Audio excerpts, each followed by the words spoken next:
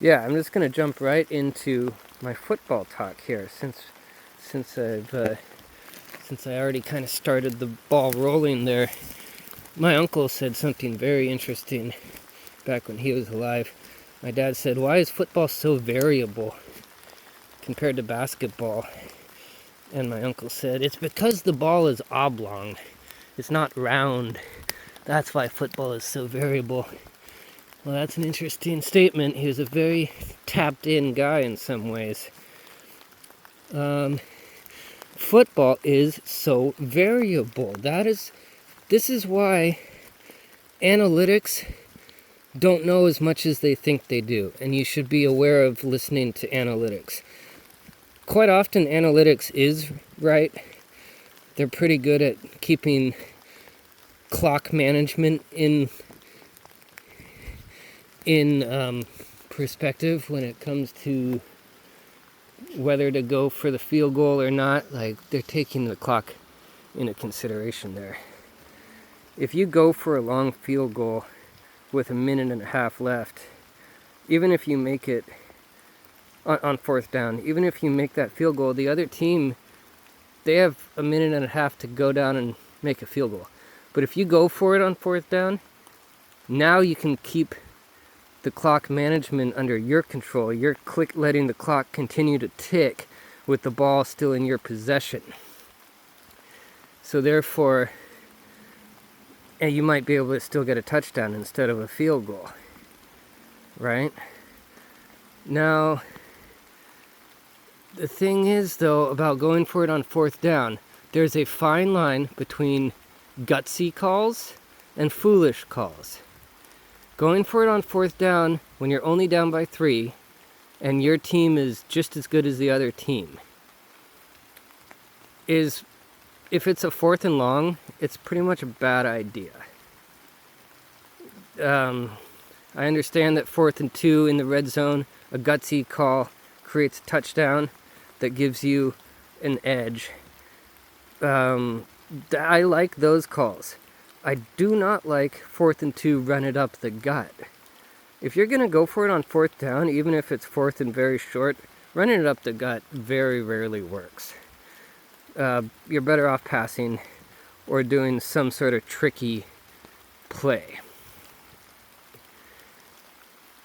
When to go for it on fourth down and when to kick off, that's very important.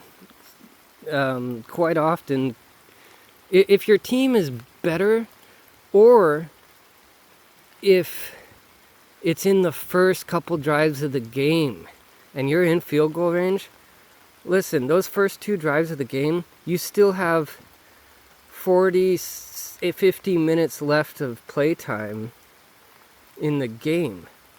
So going up 3 points is a pretty good, 3 easy free points is going to be more beneficial than going for it on fourth down. Unless you know that the other team is way better than you, in which case going for it on fourth down to try to get those 7 points is going to be better. Because gutsy calls get rewarded. Foolish calls do not get rewarded. Being aware of how good your opponent should determine whether you decide to go for it on the fourth down or not.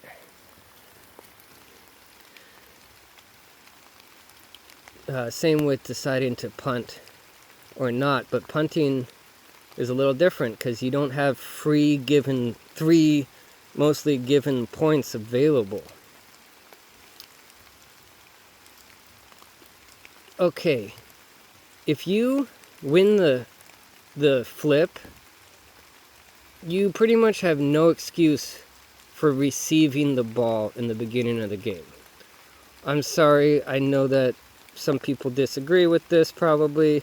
I know that it probably does work sometimes, but if you're doing this to prove a point that you're trying to prove to the other team, we're not afraid of you,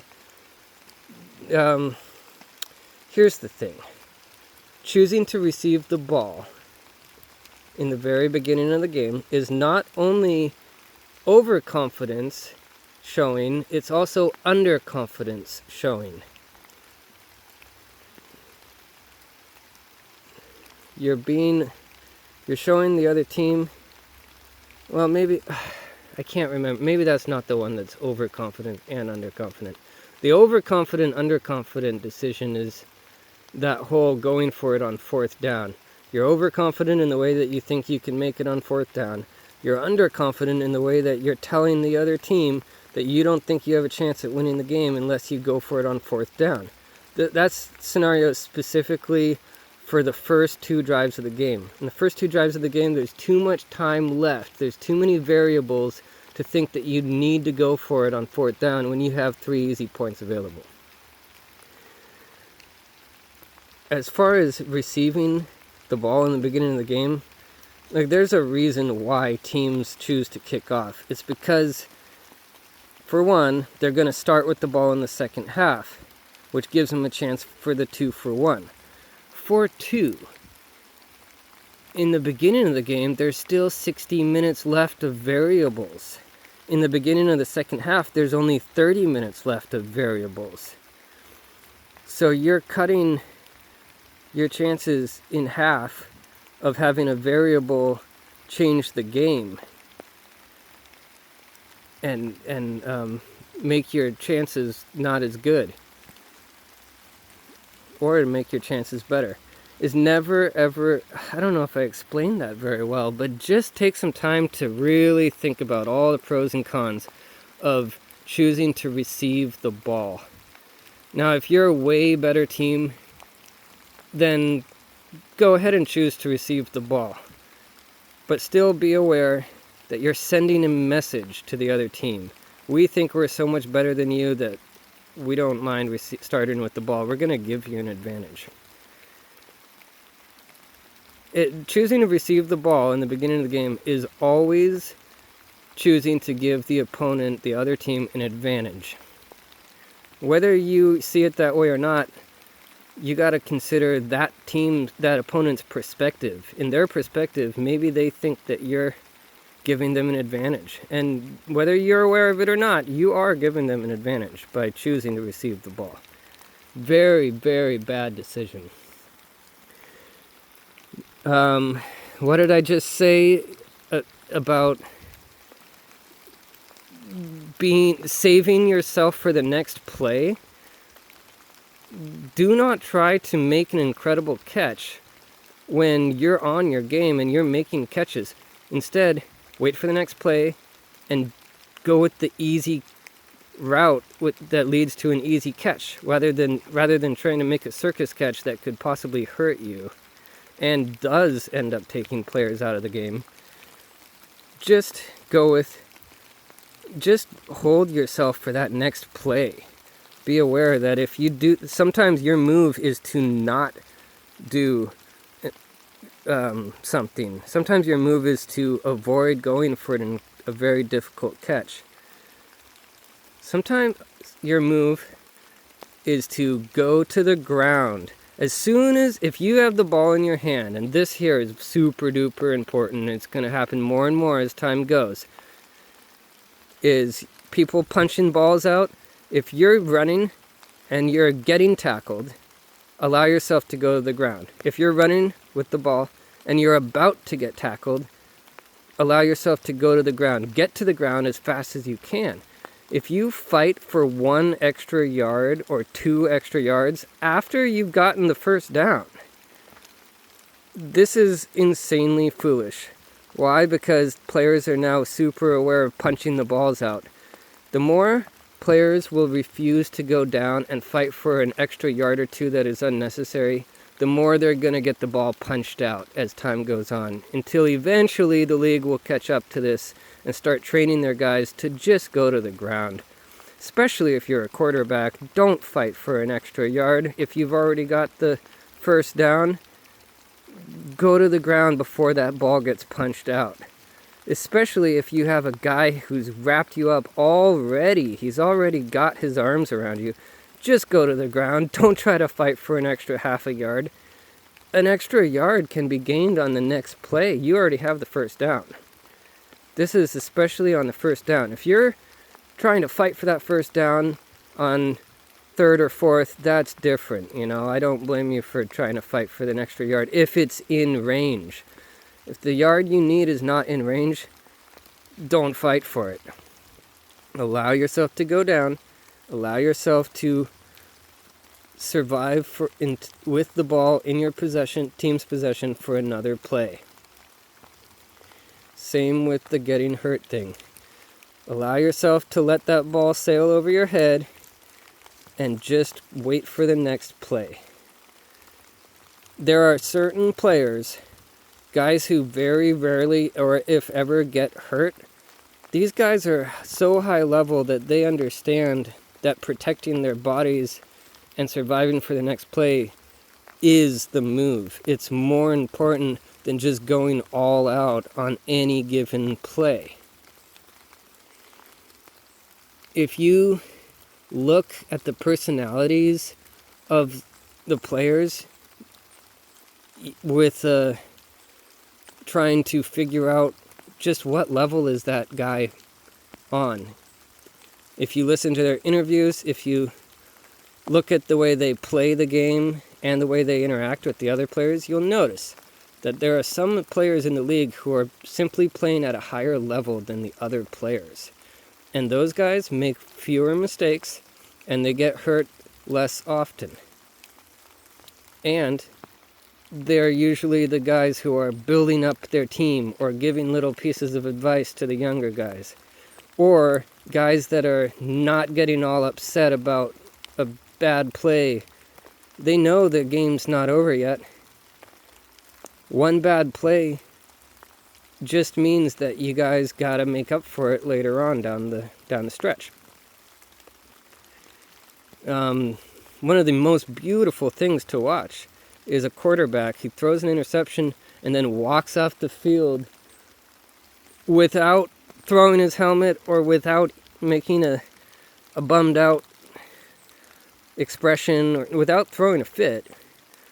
The calmer he can keep his face when he walks off the field, the more impressed certain people are when they see that happen.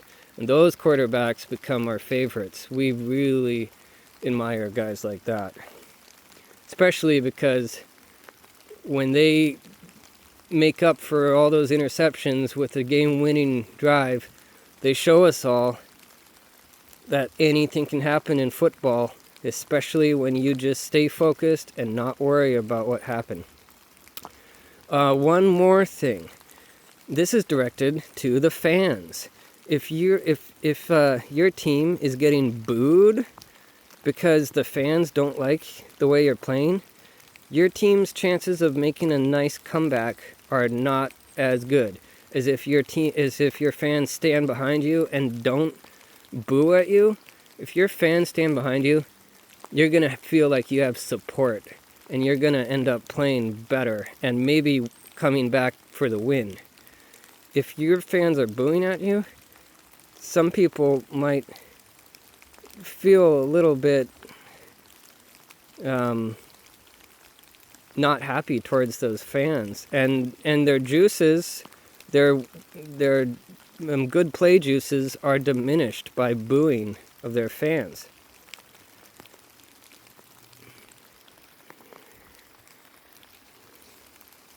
Now, I've got some other secrets about how to gain the edge, because when you're competing at that high a level, everyone's the best of the best. So how are you going to gain the edge over the other guys? Well, I'm not going to tell you. That's going too far. That you're going to have to figure out on your own. But understand this. There is a way of gaining the edge. And it happens off the field. It has nothing to do with the game itself and when you're in front of the camera and when you're in that stadium or when you're in the practice ring. It has to do with what you're doing when you're in your hotel room, when you're in your house, when you're in your bedroom, when you're having some alone time. What you do off the field is going to give you the edge. Now this, you got to figure out on your own. I just set the clue for you. And you can do it if you just follow the guidance. This is not something that is ready to be public knowledge. This is something that some players know about and some don't.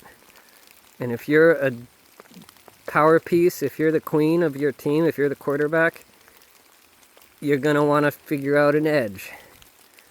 And you're going to want to utilize it. Good luck with that. And take things into perspective, consideration. Just because I'm just a guy on a couch doesn't mean that I don't know what I'm talking about here. Obviously, the game is so objective. What I've said sometimes is going to be true and sometimes it won't be. But that's usually determined by the circumstances, the individual, or the circumstances of the moment. And also, you can't guess who's going to win the game by going with the better team. You want to try to guess whose week it is, whose day it is, what team has been doing the right things off the field as well as on the field. Whose year is it?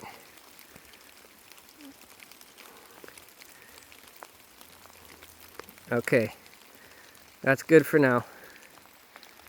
Happy football watching, happy football playing, whatever your position is. Good luck out there.